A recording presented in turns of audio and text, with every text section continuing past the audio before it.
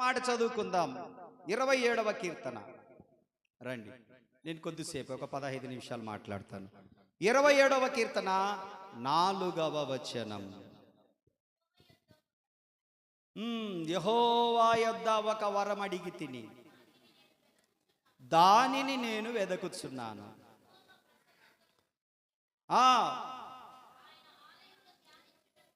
ఆయన ఆలయములో ధ్యానించుటకును. అది అండర్లైన్ చేసుకోండి. నా జీవిత కాలమంతయు నేను యెహోవా మందిరములో నివసింపగోరుచున్నాను. చాలు, అది ఈరోజు. నా జీవిత కాలమంతయు చెప్పండి, నేను యెహోవా మందిరములో నివసింపగోరుచున్నాను. ఇది మన తీర్మానమై ఉండాలి ఈరోజు. ఇంకా ఇది ఒక తీర్మానమై ఉండాలి. క్రొత్త సంవత్సరం రాబోతా ఉంది. పాత సంవత్సరము గతించబడబోతా ఉంది. జనవరిలో నువ్వు ఏం తీర్మానం చేసుకున్నావో, ఏ నిర్ణయం చేసుకున్నావో, ఎలా బ్రతుకుతానని వాగ్దానం చేసుకున్నావో, ఈ సంవత్సరం తప్పకుండా బాప్తిస్మం తీసుకుంటానని మాట ఇచ్చి ఉంటావు నువ్వు. ఈ సంవత్సరం నుండి తప్పకుండా దేవుని మందిరానికి వస్తానని మాట ఇచ్చి ఉంటావు నువ్వు. ఈ సంవత్సరం నుండి తప్పకుండా నేను అలాగ బ్రతుకుతా, ఇలాగ బ్రతుకుతా, అలా ఉంటా, ఇలా ఉంటా అని చెప్పి నీవు కొన్ని నిర్ణయాలు తీసుకొని ఉంటావు. ఆ నిర్ణయాలకు నువ్వు కట్టుబడి ఉన్నావా? నేటి దినమున తప్పిపోయి ఉన్నావా? దేవుడు మరలా నీకు జ్ఞాపకం చేస్తా ఉన్నాడు. నీవు నివసింపదగినటువంటి ఒక చోటు ఏదైనా సురక్షితమైనది ఉంది అంటే అది దేవుని మందిరము. దేవుని మందిరములో సంతోషం ఉంది. దేవుని మందిరములో సమాధానం ఉంది. దేవుని మందిరములో క్షేమం ఉంది. దేవుని మందిరములో నెమ్మది ఉంది. దేవుని మందిరములో పోషింపబడతాము. దేవుని మందిరములో సకల సౌకర్యాలకు అది ఒక నిలయము. అందుకు దావీదు ఒక తీర్మానం చేస్తున్నాడు. నేను రాజునైనందుకు నాకు సంతోషం కాదు, కానీ నాకు ఇంత పెద్ద ఇశ్రాయేలు దేశము నాకు ఉన్నందుకు సంతోషము కాదు, కానీ ఇన్ని లక్షల మంది ప్రజలకు నేను ఒక నాయకునిగా ఉన్నందుకు నేను సంతోషపడట్లేదు. కానీ నేను రాజగృహములో నివసింపడానికి నాకు ఇష్టం లేదు. అంతఃపురములో నివసించడానికి నాకు ఇష్టం లేదు. ఇదిగో రంగురంగు వైభవంగా నేను కట్టుకున్నాను ఈ అంతఃపురాన్ని, దీంట్లో నేను నివసించాలనుకోవడం లేదు. కానీ నేను ఎక్కడ నివసించాలని కోరుకుంటున్నానంటే నా జీవిత కాలమంతయు నేను యెహోవా మందిరములో నివసింపగోరుచున్నాను. అది ఈరోజు నువ్వు ఎక్కడ నివసించాలనుకుంటున్నావు? ఎక్కడ నివసిస్తున్నావు?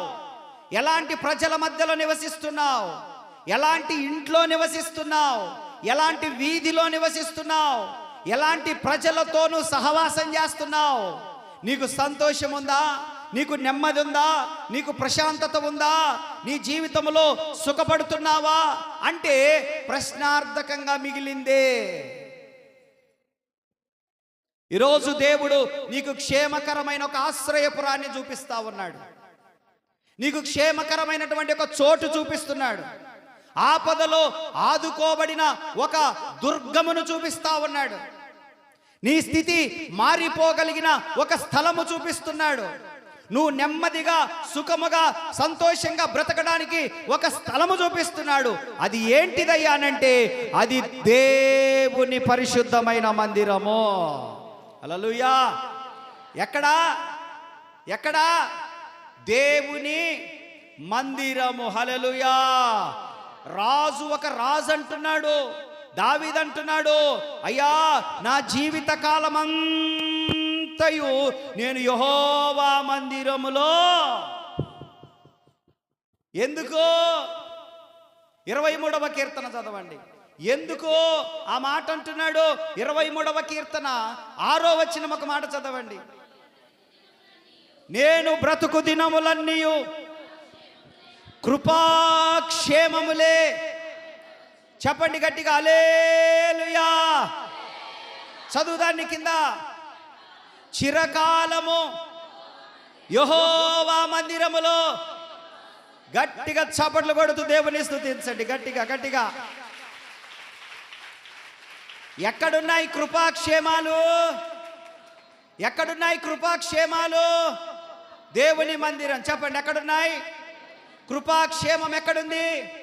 జీవిత క్షేమం ఎక్కడుంది? ఆరోగ్యం ఎక్కడుంది? ఆయుష్ ఎక్కడుంది? బ్రతుకు ఎక్కడుంది? బాధ్యతలు ఎక్కడున్నాయి? నెమ్మది ఎక్కడ దొరుకుతుంది? చెప్పరేంటండి?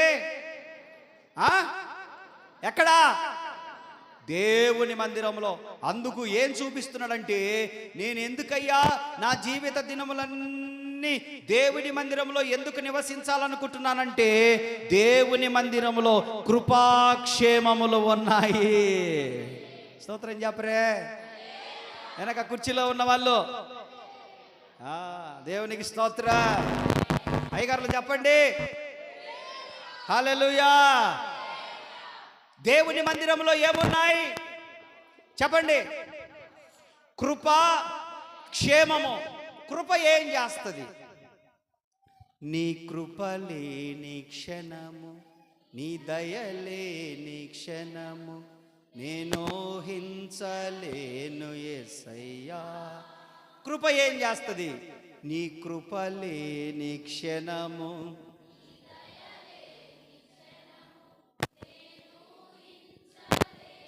నీ కృపలేనిదే నేనుండలేనయా. ఎందుకు? ఎందుకు? కృపలో జీవము దాగి ఉంది, కృపలో ఆయుష్ దాగి ఉంది, కృపలో మన బ్రతుకులు దాగి ఉన్నాయి, కృపలోనే మన యొక్క ఆరోగ్యము దాగి ఉంది, కృపలోనే మనకు క్షేమము దాగి ఉంది, కృపలోనే మన కుటుంబాలు సమాధానంగా ఉండగలవు, కృపలోనే అద్భుతాలు జరుగుతాయి. నీ కృప తప్ప నీ మనసులో. కృప లేకపోతే ఏమి లేదు మనకు. కృప లేకపోతే ఏమి లేదు మనకు. కృప లేకపోతే ఏమి లేదు మనకు. బ్రతుకు లేదు, జీవము లేదు, సమాధానము లేదు, ఆయుష్ లేదు, ఆరోగ్యము లేదు. అందుకు మనకేం కావాలి? మనకేం కావాలి? కృప మాత్రమే కాదు, కృపతో పాటు క్షేమము కూడా మనకిస్తానంటున్నాడు ప్రభు కూడా. అది ఈరోజు ఒక తీర్మానం చేయాలి. ప్రభువా, నేను నా జీవిత దినములన్నిట కూడా ఈ మందిరాన్ని నేను విడిచిపెట్టను. ఏం చేయాలి? తీర్మానము చెప్పండి. ఏం తీర్మానం చేయాలి? చెప్పరే. ప్రభువా, నా జీవిత దినములన్నిట నీ మందిరాన్ని నేను విడిచిపెట్టను. చెప్పగలరా సొంతంగా? చెప్పగలరా సొంతంగా? ఏమని? 3వ అధ్యాయం హెబ్రీయులకు రాసిన పత్రిక. సంబడం జాలే, ఇది చదవండి. 3వ అధ్యాయం 12వ వచనం చదువు. హెబ్రీయులకు రాసిన పత్రిక.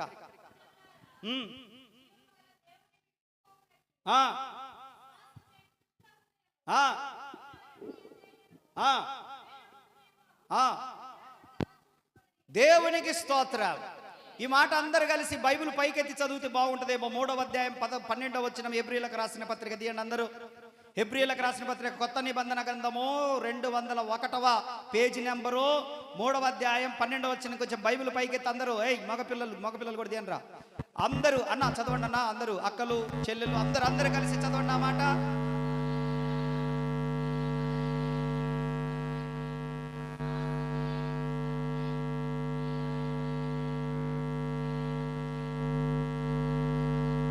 హల్లెలూయా. సహోదరులారా, జీవము గల దేవుణ్ణి విడిచిపోవునట్టి విశ్వాసము లేని దుష్ట హృదయము. ఎవరంట దేవుని మందిరాన్ని విడిచిపెట్టే వాళ్ళు? నేను అనట్లేదండి నా మీదకి మాట్లాడొద్దు, మీరు నా జోలే రావద్దు, నేను మొదలే బలహీనుణ్ణి, నా జోలు రావద్దు. బైబిల్ ఏం చెప్తుందో అది చెప్తున్నాను. దేవుని మందిరాన్ని విడిచిపెట్టిపోయే వారి గురించి ఏం చెప్తుంది వాక్యము? మీరు ఒక్కళ్ళు విన్నారా? లేనట్లే వాక్యం వినట్లే మీరు? దేవుని మందిరాన్ని విడిచిపెట్టిపోయే వారిని ఏమంటుంది వాక్యము? చెప్పండి. దుష్టులు దేవుని మందిరాన్ని విడిచిపెట్టి వెళ్ళిపోతూ ఉంటారు. అందరి గురించి మనం ఏం పట్టించుకోవాల్సిన పని లేదు. చప్పట్లు కొడితే యేసుని కనపరచండి. హల్లెలూయా, హల్లెలూయా. వెళ్ళిపోతూ ఉంటారు దుష్టులు. గుంటనక్క స్వభావం కలిగిన వాళ్ళు, తోడేళ్ల స్వభావం కలిగిన వాళ్ళు దేవుని మందిరాన్ని విడిచిపెట్టి వెళ్ళిపోవడం మనకే క్షేమం. ఆమేన్, ఆమేన్, ఆమేన్. కానీ మనము అలా ఉన్నామేమో చూసుకోమంటుంది వాక్యము. దేవుణ్ణి విడిచిపోవనట్టి దుష్ట హృదయము ఒకవేళ మీ యందు కూడా ఉందేమో జాగ్రత్తగా. దేవుని మందిరంలో ఏముందని చెప్పుకుంటున్నాం ఇప్పటిదాకా మనము? కృపాక్షేమము. చెప్పండి, ఏముందని చెప్పుకుంటున్నాం? చాలా జాగ్రత్తగా వినాలి మనం వాక్యాన్ని. కొంతమందికి పంది ముందు ముత్యాలు వేసినట్టే. ఇప్పుడు పంది ఉంది, దాని ముక్కుకు కమ్మి పెడితే, బంగారు కమ్మి పెట్టినాం అనుకో, దాన్ని తీసుకొచ్చి కుర్చీలో కూర్చోబెట్టినాం అనుకో, శుభ్రంగా కడిగి కాసేపట్లో ఏం చేస్తుంది అది? మళ్ళా ఏం చేస్తుందన్నా దివాకర్ అన్న? బాగా శుభ్రంగా కడిగినాం. పంద్యా పంద్యా, నీ స్థితిని నేను మార్చాలనుకుంటున్నాను, నీ బ్రతికే మార్చాలనుకుంటున్నాను పంది, నా మాటినే, నువ్వు ఇంకా బురదలో వద్దు, ఛీ అసలు ఆ బతికే వద్దు, నిన్ను చూడు, నిన్ను సూపర్ స్టార్ను చేస్తాను, నీ ముక్కుకు బంగారు కమ్మి పెడతాను, నీ ముందు ముత్యాలేస్తాను, నీకు సింహాసనం మీద కూర్చోబెడతాను, నువ్వు ఇంకా బురదలోకి పోగా కంటే అప్పటికి అంటది అది. అన్నప్పుడు మనం నమ్మి ఏం చేస్తాం? బో నా మాట వింటుంది పంది అని చెప్పి బంగారు కమ్మి పెట్టేస్తాం, ముత్యాలు వేసేస్తాం, తీసుకెళ్ళి శుభ్రంగా కడిగి దానికి ఏదో ఒక మంచి జీవితం ఇద్దాము, దానికి ఏదో ఒక మంచి స్టేటస్ ఇద్దాము, దానికి ఒక ప్రత్యేక స్థానం ఇద్దామని చెప్పేసి దాన్ని తీసుకెళ్ళి సింహాసనం మీద కూర్చోబెడితే ఎంతసేపు ఉంటుంది అది? ఎంతసేపు ఉంటుంది? మళ్ళా ఏం చేస్తుంది అది? చెప్పండి చెప్పండి.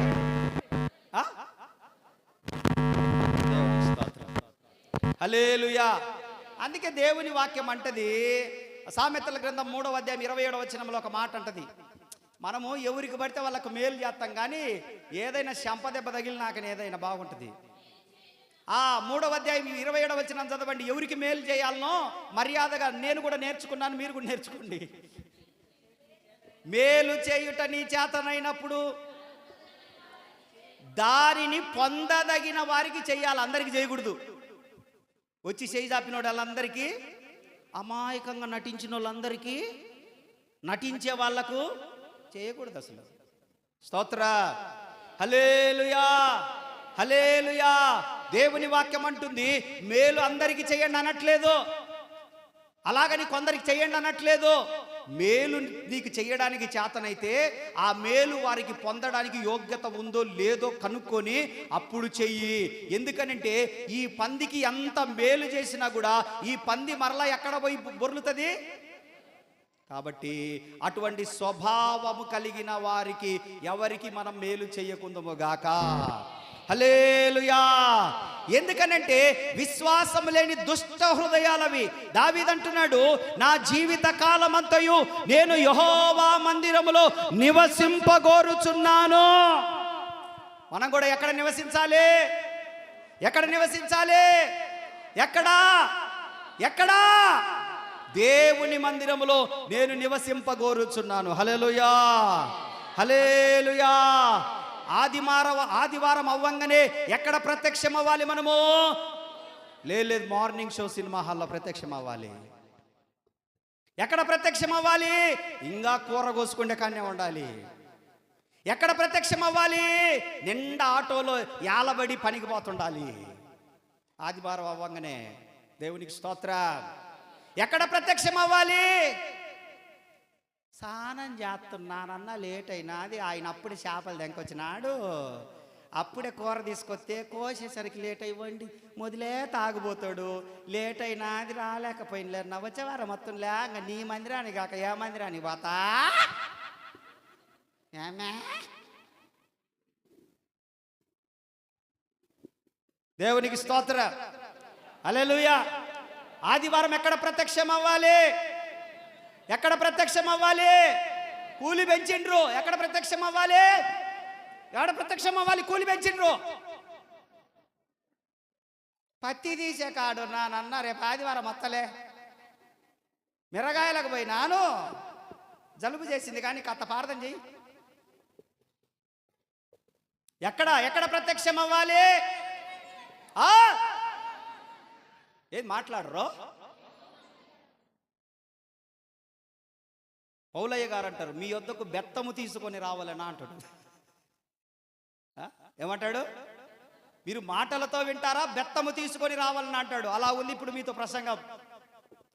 ఎక్కడ కనపడాలి ఆదివారము? ఎందుకు? ఏముంది దేవుని మందిరంలో? కృపాక్షేమాలు ఉన్నాయి. హల్లెలూయా. నీ కృపా నాకు చాలును, నీ కృపలేనిదేనే బ్రతుకలేను, నీ కృపలేనిదేనే బ్రతుకలేను, నీ కృపా నాకు చాలును. ఎన్నున్నాయి కృప గురించి పాటలు. అవునా కాదా? అవునా కాదా? అవునా కాదా? మేము ఉదయాన్నే ఒక పాట పాడుకున్నాం కృప గురించి. ఏం పాట రాది? వాడు చూడు ఇట్ట అంటుండు, నీ దిక్కునోడికి చెప్పుకొని, మాకు తెలియదు. కృపయే నేటి వరకు కాచెను, నా కృపా నిన్ను విడువదని నా కృపయే. వచనం చూడు ఎట్లుంటుందో. భీకర రూపము దాల్చిన లోకము మృంగుటకు నన్ను సమీపించగా, ఆశ్చర్యకరములు ఆదుకొని అందని కృపలో దాచితివే. ఏ కృప? చెప్పాలి. మీ నిద్ర మప్పులు మీరు కూర తినొచ్చినట్టున్నారు. మీరు ఒక్కటేమైనా కళ్ళ మీద నాట్యం ఆడుతుంది సైతాను, ఊగుతా తయారైంది. దేవునికి స్తోత్ర, హల్లెలూయా. ఏ కృపలో దాచాడు? ప్రమాదము నిన్ను తాకకుండా అందరి కృపలో దాచిపెట్టాడు నీ కుటుంబాన్ని ప్రభువు. అపాయము నిన్ను తాకకుండా అందరి కృపలో దాచిపెట్టాడు ప్రభువు. ప్రయాణాలలో నీకు క్షేమము కలగడానికి అందరి కృపలో దాచిపెట్టాడు ప్రభువు. లేకపోతే వెనక నుంచైనా వాహనం రావచ్చు, ముందు నుంచైనా రావచ్చు, ఎడమ నుంచైనా కుడి నుంచైనా వాహనం వచ్చి మన దారిలో మనం పోతున్న ఏదైనా జరిగే ప్రమాదం ఉన్నా కూడా ఈ 365 రోజులు 12 నెలలు దేవుడు మన కుటుంబాలను అందరి కృపలో దాచిపెట్టాడు.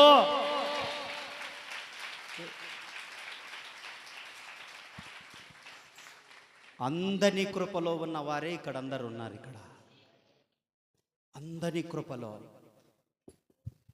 అందరి కృపలో దాచితివే. దీని కారణం కృపయే నేటి వరకు కాచెను, నా కృపా నిన్ను విడువదని నా. ఎక్కడుంది ఇది? ఎక్కడుంది? దేవుని మందిరములో నేను ఉంటానయ్యా ఇక ప్రతి ఆదివారం అని తీర్మానం చేసుకుందుముగాక. మన కుటుంబాల క్షేమము కొరకు, ఆరోగ్యం కొరకు, నెమ్మది కొరకు, జీవితకాలం అంతా కూడా ఆయన తోడు కొరకు దావీదు వలె ఒక తీర్మానం చేయాలి. ఏమనంటే, నేను ఒక కోరిక కలిగి ఉన్నాను, నేను పరిశుద్ధాలయములో నా దేవుని మందిరములో నా జీవితకాలం అంతా కూడా నేను నివసింపగోరుచున్నాను. హల్లెలూయా, హల్లెలూయా. మోషే గురించి ఒక మాట చదువుకొని ముగింపులోనికి వచ్చేద్దాం. 32వ అధ్యాయం ఎక్సోడస్లోనికి రండి. నిర్గమాకాండ 32వ అధ్యాయం 1వ వచనం చదువుకుందాం. ఒక మాట,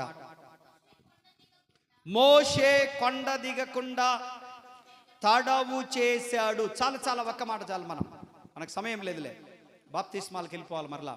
మోషే కొండ దిగకుండా తడవు చేశాడు. కొండ మీద ఎవరున్నారు? ఇది మ్యాటర్. ఎవరున్నారు కొండ మీద అంటే, స్వయాన మన సృష్టికర్త అయినటువంటి దేవుడు ఆ కొండ మీదికి దిగి వచ్చాడు. హల్లెలూయా, హల్లెలూయా. 40 రోజులు ఉపవాసం ఉండి ఆ కొండ మీదనే మోషే ప్రార్థనలో గడుపుతా ఉన్నాడు. ఎన్ని రోజులు? మనం ఎన్ని రోజులు ఉన్నాం ఉపవాసము? ఒక్క పూట, లేదంటే 2 పూటలు. అప్పటికే చాలా ఉంటుంది. 3 పూటలు ఒక్కరోజు తిననోళ్ళని చూడాలి. వాళ్ళ మొహం కూడా కడుక్కోరు. ఇంకా వాళ్ళ ఫేస్ రీడింగ్స్ కూడా ఎలా ఉంటాయంటే, ఇప్పుడు ఎవరొకళ్ళుండి ఏందమ్మా ఏం ఉపవాసం ఉన్నావని అడగాల. ఏం చేయాలి? అడగాలి. ఆ నడక కూడా వేరేగా ఉంటుంది.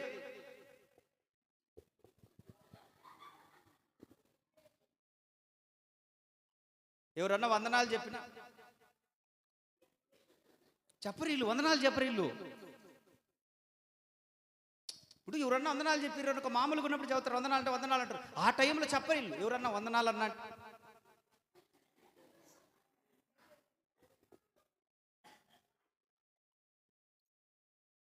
ఏమిరా, ఏం పోయే కాలం ఏమన్నా సూచనలు కనపడుతున్నాయా?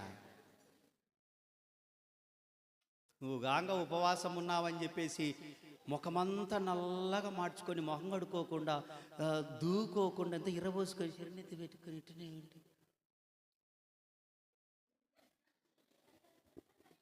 అంటుంటారు. నాకు భలే విచిత్రం అనిపిస్తూ ఉంటుంది. దేవుని వాక్యం అంటుంది సరే, అరే నువ్వు ఉపవాసం ఉన్నప్పుడు నువ్వు ఉపవాసం ఉన్న సంగతి కూడా ఎవరికి తెలియకుండా జాగ్రత్త పడని అంటుంది. హల్లెలూయా, హల్లెలూయా. నడిచేటప్పుడు కూడా ఏందో జారి పడ్డట్టే అంటే మనం అనుకోవాలా, ఉపవాసం ఉన్నాక దాని కొరకే మనం అడిగితే చాలు వాళ్ళు సాటిస్ఫై అవుతారు. అవునన్నా అన్న ఉండమన్నాడు, ఉన్నా. ఎన్ని రోజుల నుంచి ఉన్నావు? ఒక పూట. దానికేరా నీ డూపు, నీ యాక్టింగ్. మోషే 40 రోజులు ఉపవాసం ఉన్నా కూడా ముఖము ప్రకాశిస్తూ ఉంది. దేవుని సన్నిధిలో నుండి బయటికి రావడానికి ఇష్టపడలేదు. కొండ మీద నుంచి దిగడానికి ఇష్టపడలేదు. ఆ కొండ మీద దేవుడు ఉన్నాడు. ఆ కొండ మీద మహిమ ఉంది. ఆ కొండ మీద అగ్ని మండుచా ఉంది. ఆ కొండ మీద దేవుడు 10 ఆజ్ఞల పలకలిస్తా ఉన్నాడు. దేవునితో సమయం గడుపుతా ఉంటే నీళ్లు తాగడం లేదు, అన్నం తినడం లేదు, ఎక్కడికి వెళ్ళడం లేదు. అక్కడ కూర్చున్నవాడు కూర్చున్నట్టే ఉన్నాడు. 40 రోజులు గడిచిపోయాయి. చప్పట్లు కొడుతూ దేవుని గణపరచండి. మోషే ఏం కోరుకుంటున్నాడు తెలుసా? అయ్యా, నేను నీతో పాటు నీ సన్నిధిలో ఉండాలని కోరుకుంటున్నాను. కొడు చప్పట్ల. ఈరోజు నువ్వు ఎక్కడుండాలని కోరుకుంటున్నావు బిడ్డ? ఆదివారం ఎక్కడుండాలని కోరుకుంటున్నావు? ఏ పరిస్థితిలో ఉండాలని కోరుకుంటున్నావు? ఎన్నో ఆదివారాలు మానుకున్నావే. ఆ ఆదివారాల గురించి దేవుడు నిన్ను లెక్క అడిగితే ఏం సమాధానం చెప్తావు? ఏం ఆన్సర్ ఉంది నీ దగ్గర? దేవుడు అడుగుతాడు, ఏయ్ ఫలాని నెలలో నువ్వు బల్లారాధన ఎందుకు తీసుకెళ్లేదంటే ఏం సమాధానం చెప్తావు? తప్పు చేశాను అందుకు తీసుకెళ్లేనని కూడా చెప్పలేవు. నువ్వు తప్పు చేసే మనిషివి కూడా కాదు. మళ్ళా అయ్యా ఫలాని పనికిమాల పని చేశానయ్యా అందుకని నేను బల్లలో పాలు పొందలేదు, లేకపోతే ఫలాని కారణం చేత ఇంట్లో ఉన్నానని నువ్వు సమాధానం చెప్పలేవు. నువ్వు అలా ఉండేవాడివి, అలా ఉండేదానివి కూడా కాదు. కొన్ని సందర్భాలలో జరిగిన తప్పేందో తెలుసా? నిర్లక్ష్యం వలన కూడా, పోదంలే నిర్లక్ష్యం వలన కూడా ఇంటికాడనే దేవుని మందిరానికి రాకుండా ఉన్న రోజులు కూడా ఉన్నాయి. ఈరోజు నువ్వు దేవుని చేతిలో క్షమించబడుదువుగాక. హల్లెలూయా, హల్లెలూయా. ప్రమాదము నుండి అందని కృపలో దాచిపెట్టబడుదువుగాక. దేవుని చేతిలో పడుట భయంకరము గనుక ఆ భయంకరమైన స్థానము నుండి కృపచేత రక్షించబడుదువుగాక. ఈరోజు ఒకటి మనం సరి చేసుకోవాలి, ఒక తీర్మానం చేసుకోవాలి, ఒక నిర్ణయం చేసుకోవాలి. నాయనా, వచ్చే నెల నుండి 12 నెలలు నేను బల్లలో పాలు పొందుతానయ్యా. దేవునికి స్తోత్రం. 54 ఆదివారాలు అంటే 54 ఆదివారాలు ఒక్కటి కూడా మిస్ కాకుండా నేను ప్రయత్నం చేస్తానయ్యా. ఎక్కడ నా నిర్లక్ష్యాన్ని నేను చూపించను ప్రభువా అని నువ్వు దేవుని మందిరంలో కనపడడానికి తీర్మానం చేసుకుందువుగాక. హల్లెలూయా. వస్తాయి, సాతానుగాడు అడ్డుపుల్లలు వేస్తాడు, మనుషుల ద్వారా ఆటంకాలు వస్తాయి. మందిరానికి రాకుండా ఒక ఆదివారం రోజున పని వస్తుంది, జీతం పెరిగినట్టే ఉంటుంది. లేకపోతే పొలానికి వెళ్ళేటప్పుడు మామూలుగా 300, ఆ రోజు వెళ్తే 500 ఇస్తానంటాడు మేస్త్రి. ఏం చేయాలి? ఏం చేయాలి? దేవుని పిల్లలైతే ఏం చేయాలి? దేవుని భయం కలిగిన వాళ్ళైతే దేవునికి స్తోత్ర. సాధ్యమైనంత వరకు 99% ఆయన మందిరంలో ఉండడానికి ప్రయత్నం చేయాలి. ఇక అధికారులకు లోబడాలి కాబట్టి మీ పై అధికారులు, మీ యజమానులు చెప్పినప్పుడు తప్పని పరిస్థితి అయితే వాళ్ళతో గొడవ పెట్టుకోకుండా సమాధానంగా లోబడి ఆ వారం పని చేసుకొని రండి తప్ప, సాధ్యమైనంత వరకు మీకు అవకాశం ఉంటే దేవుని మందిరంలో కనపడితే ఏం జరుగుతుందో తెలుసా? క్రొత్త సంవత్సరంలో ఒకటి, మీ ఇంటికి కృపాక్షేమాలు వస్తాయంటున్నాడు. రెండవది, మోషే అంటున్నాడు, మీ ముఖములు, మీ ఇండ్లు వెలుగు ప్రకాశిస్తాది అని అంటున్నాడు ఆయన. అది వెలుగు వెలుగు ప్రకాశిస్తుంది. మూడవది చెప్పి నేను ముగిస్తాను. యెహోషువ గ్రంథంలో ఒక్క మాట చదవండి, నేను ముగిచ్చేస్తాను. యెహోషువ గ్రంథం 33వ అధ్యాయం 11 వచ్చిన చదువు. ఎక్సోడస్ అనుకుంటాను, అన్నీ రండి.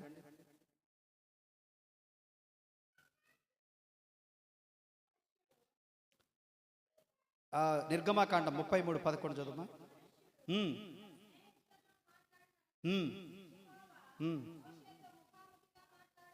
ఓకే.